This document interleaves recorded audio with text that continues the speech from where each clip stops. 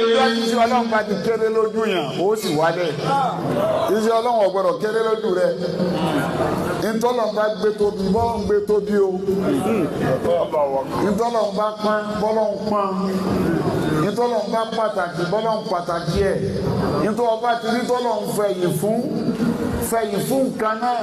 Ọlọ́run gbogbo wọn náà bá gbá dáhùn tóbi. Ìbílísù nìkan lọ́ọ́ ní o. Ọlọ́run ò ní gbá dáhùn tóbi.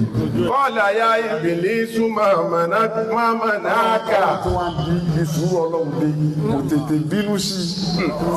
Ó sì ní ọba gbé tóbi, ò sì bá gbé tóbi, ó ní Ìbílísù. Ma mana'aka an tasjuda lima khalaqtu bi yadayya. Ó ní kí ló dé? Tọ́ wá bá mi fún kí ni forí balẹ̀ fún sí ọwọ́ mi. Astakbarta am kunta minal 'ali. Ọlọ́run ní kò jẹ́jẹ́ tí ro. Astakbarta kò jẹ́jẹ́ tí ro. Àlejò á ti pé òun ṣe kọ́ńtínà wọ́n náà fi ilẹ̀ ara rẹ̀. am kunta minal 'ali. Àbọ̀ òrùkọ ojú lọ. Qala ana khayrun minhu. Ara rẹ̀ lójúwe ló sọ pé èèyàn tó ń jẹ fọlọ́wọ́ Ọlọ́run kó mi sílẹ̀ náà. Ó ní òun tó wá ń di ní olórí jù lọ.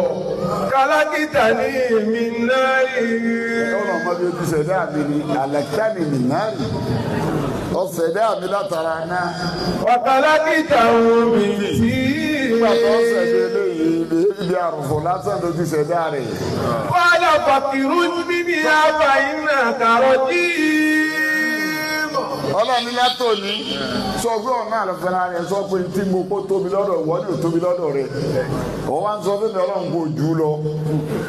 Ọlọ́lá jù lọ, oníyì jù lọ, olówó jù lọ. Ìtọ́nà ń bá ti pán. Àyùbá ti ń pẹ́ Dáúdà ní sọmọ kékeré rẹ̀. Àmọ́ bí ọ̀kan Ọlọ́run ọ̀dájú di àkọ́ pé mo ti pán lé èso tó bá ń pán lé. Qala fakirun minha fa innaka rajim.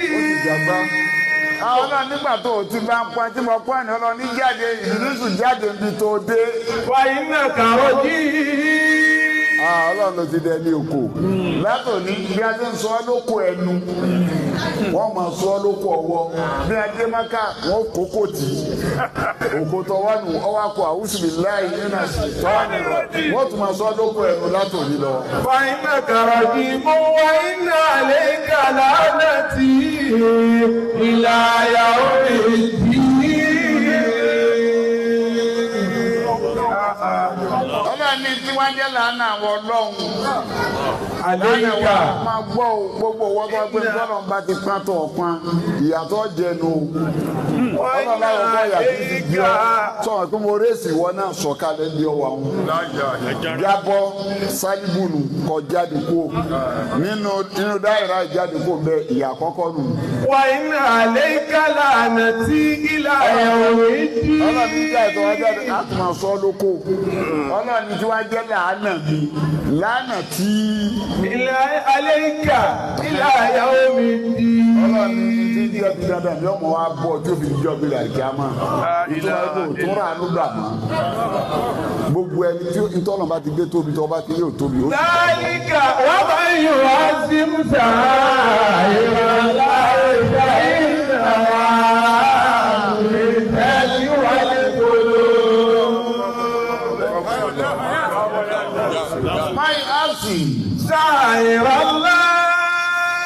Gbogbo tó bá ti tóbi tọ́nà bá gbé tóbi gbé nǹkan náà tóbi. Ànábì tóbi. Bọ́ ṣe rí lọ́dọ̀ Adama mo tún lọ́dọ̀ Isa tún bá bẹ́ẹ̀ láti Mùránà kọ́.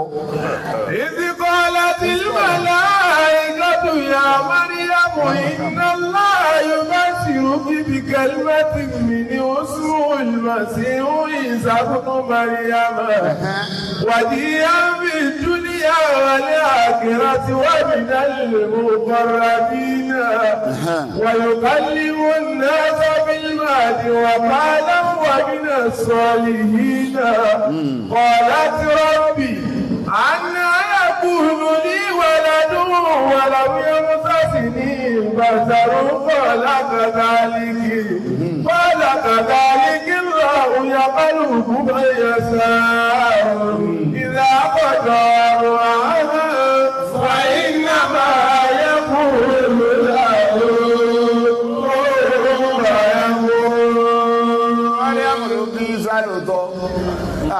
Ìsá ti tóbi jù yẹ lọ Ọlọ́run ti pọ́n alé ó ní ẹ̀nà wọ́n gbé tóbi àwọn èèyàn pín sí méjì lórí Ìsá wọ́n ní pé ṣe Ọlọ́run ni àbí Ọlọ́run ni àwọn àkàlà gbé tóbi àwọn àkàlà yìí gbé tóbi Ọlọ́run mo ní náà lẹ́lẹ́sìn àwọn tí wọ́n gbé sí Ọlọ́run tóbi ò rí bẹ́ẹ̀. Wàlámà àṣà Ìsá mi ní òmòlù kúfúrà. Ó ṣeun. Ọ̀dà mà ní à ń sọ̀rí ìlàlá. Ọlọ́run pé nǹkan dìde táwọn kò ní takú sọ́nà tẹ́lẹ̀. Ọ̀gbáyàwó. Wàlámà àṣà Ìsá mi ní òmòlù kúfúrà. Ọ̀dà mà ní à ń sọ̀rí ìlàlá. Ọlọ́mọ ìwé Ìsá òtògẹ́ kúfúrú jẹ̀kẹ́ ìtọ́lọ́wọ́ Ìsá wá sí kúfúrú sí ìyá àtẹ́lẹ́ ọmọ àgbà tí ẹ máa tọ́ ìyá ní kò sí kankan kọ́lá mọ̀ ní à ń sọ̀rọ̀ yìí ìjàlá tani ọ̀rọ̀ náà lọ́wọ́ nù yín kọ́lá ní àwà ìlú nàdánù àrùsọ̀rọ̀ ńlá wárí dúdú ẹjọ́ náà nìyí. Wàhálà ní àwa ìyú náà àlùwà sọ̀rọ̀ láà. Ọlọ́ náà wà sọ́ọ̀rù wọn àwọn àwárí yìí náà wọ́n á náà wá sọ́ọ̀rì kì í rẹ̀ wá kò ní rẹ̀ wá kò ní rẹ̀ gbọ́dọ̀ wá kò ní rẹ̀ àlàáfíà wá kò ní rẹ̀ àdìsìkì wá kò ní rẹ̀ wá Ìsá ó ti yá. Àlùwà sọ̀rọ̀ láàyè àmọ́ náà.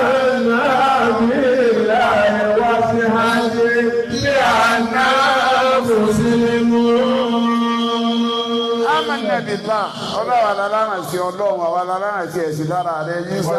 Àdìbí àná mùsùlùmí.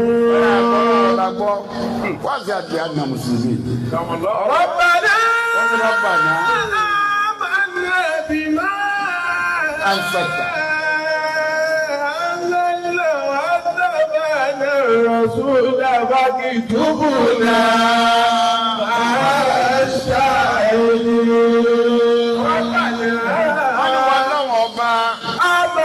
bima anzalta. Gbogbo tí wọ́n ń ṣe òun wọ́n ń gbé tó tóbi tọ́lọ̀ ń gbé tóbi wọ́n ń gbé tóbi ní anígbàgbọ́ pẹ̀lú tọ́lọ̀ sọ̀kalẹ̀ yìí wọ Ìsá.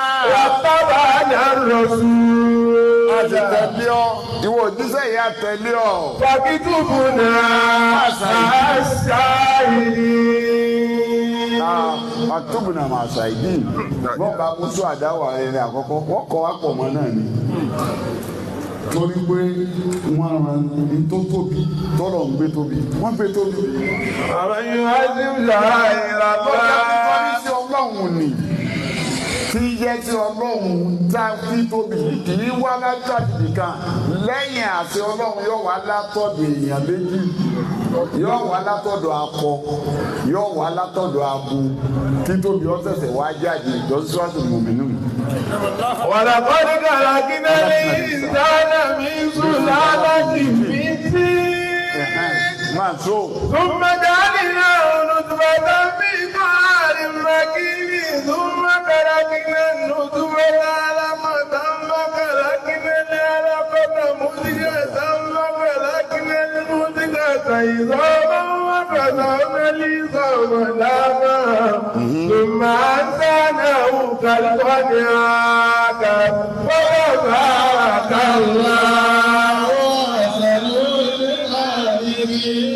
Iṣẹ́ Ọlọ́run ọba ni àmọ́ mú látara kọ́ àtàbó sórí ìwà tọ̀rọ̀ yìí ọwọ́ adé ọwọ́ adẹ̀dá ètò ọ̀fìn wá ní tó ṣe Ọlọ́run ọba kí wàá ní títóbi ibẹ̀ ìgbà tá a jáde látara àyà àti bàbá Ọlọ́run fọ́ọ̀mù wa ó bẹ̀rẹ̀ sí látọ̀dọ̀ bàbá ó gbé sínú ìyá láti inú ìyá a bẹ̀rẹ̀ sí dàgbà 41 days àkọ́kọ́ 41 days ẹ̀kejì 41 days ẹ̀kẹta ọwọ́ adẹ̀dá yẹn ọwọ́ adé fata barakallah. Àwọn àtàlù kàlẹ́. Tabarakallah àṣà láti kí náà wọn lè sára má yọ àzìmọ̀ sọ. Sáyé aláìbá iná mi tẹ́lẹ̀ wà lẹ́kọ̀ọ́.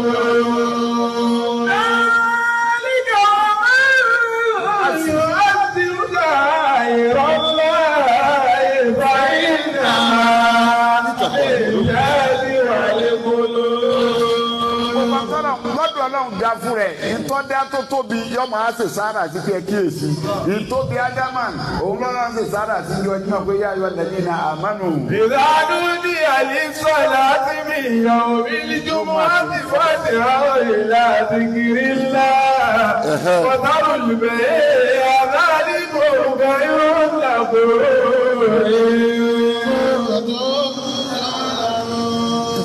Ismaila Ọlọ́run fi sára sí i ó ní ìmọ̀nà ajá lè bẹ́ẹ̀ tán.